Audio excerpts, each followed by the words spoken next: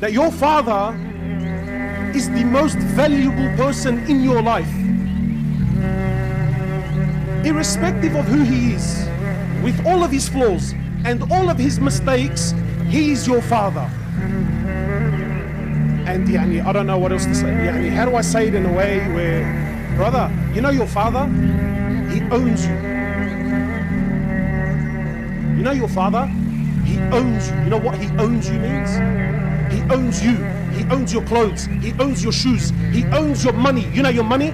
If your father, if, I'm not encouraging fathers, I'm just giving you. If your father took every single dollar you own, you have nothing in front of Allah. You have nothing in the Islamic courtroom. You have nothing because he owns you. He owns your wealth. He owns your clothes. He owns everything about you.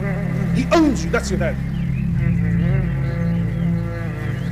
And don't ever think in your life that any man on this earth will ever love you and care for you and want goodness for you more than your father. Impossible. I'll challenge anyone. Wallah, the kaf, if your father slapped you with all his heart, the kaf from your father is more beloved, should be more beloved and dearer to you than 1,000 hugs from the boys on the street, from 1,000 hugs from your wife, from 1,000 hugs from your children, because that kaf that comes from your dad, you know exactly where it came from. Whereas those hugs on the streets and those hugs that come from your wife and those hugs that come from wallah, you don't know what price you're going to pay behind those hugs and those smiles. But whereas with your dad, you know exactly that when he whacked me, as much as it hurts, you know it came from the core of his heart for your goodness only.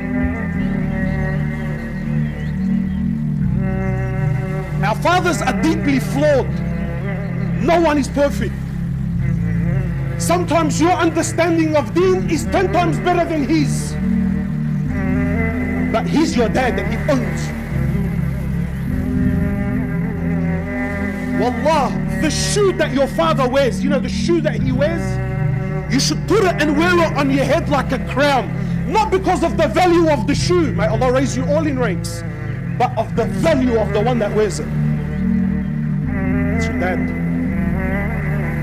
And it is unbelievably selfish that a young man comes and says to me, but why can't I do what I want? Wallah, brother, I got news for you.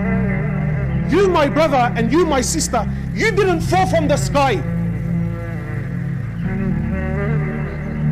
Someone bled and cried and broke their backs to watch you grow and become a young man. You're owed.